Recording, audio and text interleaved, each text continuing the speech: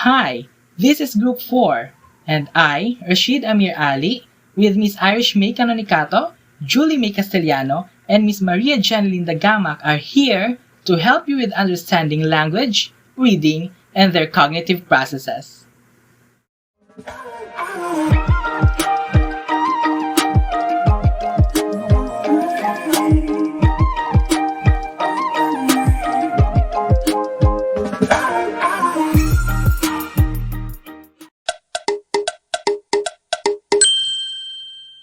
Now at the end of this video, we must answer the following questions.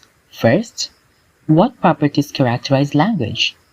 What are some of the processes involved in a language? How do perceptual processes interact with the cognitive processes of reading? And lastly, how does discourse help us understand individual words?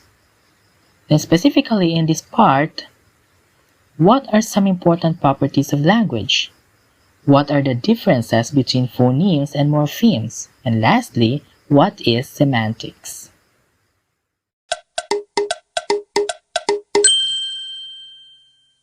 What is language? Well, language, by Oxford's definition, is the principal method of human communication consisting of words used in a structured and conventional way and is conveyed by either speech, writing, or gesture. And moreover, language have different properties. Check this out. So here is the 6 properties of language. First, communication. Basically, language permits us to communicate. It is widely understandable that the main purpose of having language is in order for us to understand one another through communication, whether it is tangible or intangible. Next is, it is arbitrarily symbolic, which simply means that language creates an arbitrary relationship between a symbol and what it represents. It may be an idea, a place, thing, name, etc., etc. For example, the word tree represents the figure of a tree. The street you know represents a figure of a road and a street light. Thus, these figures are now called as referent. We must also know that in this property of language, there are 2 principles. First, principle of conventionality simply states that the meaning of the words are determined by conventions. They have a meaning upon which the people agree. For example, big is equal to fat. It usually refers to a person who is plus size or is healthy, and they use it in a way that, hear this, uy, ang laki-laki mo na. Uy, ang taba-taba mo na. 2 different words but are synonymous and as used as one. That is the principle of conventionality. Next is the principle of contrast, argues that different words have different meanings. In the given example, big is not equal to fat because big technically have a different definition compared to the fat. They have different purposes, although they are synonymous. Next property of language is it is regularly structured. Language has a structure. Only particularly patterned arrangements of symbols have meaning, and a different arrangement yield different meanings. Take a look at this phrase. Children in the dark make mistakes. Mistakes in the dark makes children. And as you can see there are different patterns, the same words but different arrangement. Now this different arrangement had created a different meaning. Next property is that it is structured at multiple levels. The structure of language can be analyzed at more than one level, such as its sound, such as p and t or p and t. Words such as pat, tap, pot, top, pit, and tip. In this case, or the 4th property of language and the 3rd property of language has quite in common. Different arrangement yields different meaning, but then the 3rd property is very concerned with the arrangement in a sentence. However, this structure at multiple level is very concerned at the letter, the word, the sentences, and the larger units such as the paragraph or even this book. The fifth property of language is productivity or generativity. Within the limits of linguistic structure, language users can produce novel utterances. The possibilities for creating new utterances are virtually limitless. One of the great examples of this is the word oof. Oof is a recently created or invented word that a person must use as a reaction to a certain idea when he or she is in doubt whether to agree or not. For example, Duterte's administration is not good at all. Now, if you are confused whether to agree or not to agree to that certain idea, you must say oof, or you would comment oof. The last property of language is dynamism. Language constantly evolves. For example, netiquette or network and etiquette combined as one. Years ago, the word etiquette has already been created. But then, due to the existence of modernization, we have network and technologies. Now, the network etiquette or the netiquette has been created in order for us to have a conduct or a manner on how we must move in a cyberspace. Next is webinar or the online seminar. Another example is emoticon or the combination of emotions and icons. To conclude, many differences exist among languages. Nevertheless, there are some common properties. Next is we consider how language is being used. Then we observe how universal aspects of how we, people, or human, acquire our primary language. After knowing the properties of language, we go now to breaking down its components. Check this. Like an element into molecules in chemistry, language can also be broken down into pieces, the basic components of words. First, phoneme. Phoneme is the smallest unit of speech sound and is used to distinguish one utterance. For example, the letters A, I, S, and F, or their sounds A, E, S, and F, produced by altering the sequences of the opening of the vocal tracts. Thus, the study of phonemes is called phonemics. Next is phonetics. Phonetics is the study of how we produce or combine speech sound to represent them with written symbols. The example of this is the International Phonetic Alphabet that is seen in your module in the table 9.1.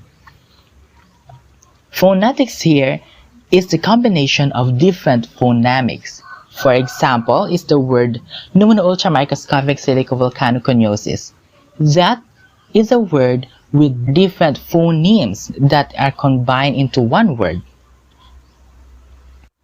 To cast out the confusion between phonetics and phonemic, phonetics studies the sound we actually produce in speech, while phonemics studies the way we understand those sounds. Now, the third basic component of word is morpheme. Morpheme is the smallest unit of meaning within a particular language. For example, charge or para mag-charge. Now, some words have more than just one morpheme. For example, recharge or the combination of one affix and one root word. Affix re, meaning again, plus charge or the root word. Now it has created a whole new meaning that is to charge again. Furthermore, morpheme has two categories. First, the content morpheme or the concrete meaning of the word, such as dance, sumayaw, no other meaning of dance. Next is function morpheme, which acts solely to provide a grammatical role or information.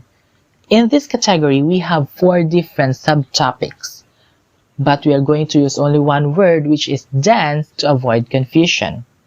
First subtopic is a verb tense. You add ed or d to give a time manner to a sentence. Like this one, Noel danced yesterday. Now you have placed ed to put a past tense to the verb, so it would look just about yesterday. Next is verb and noun number.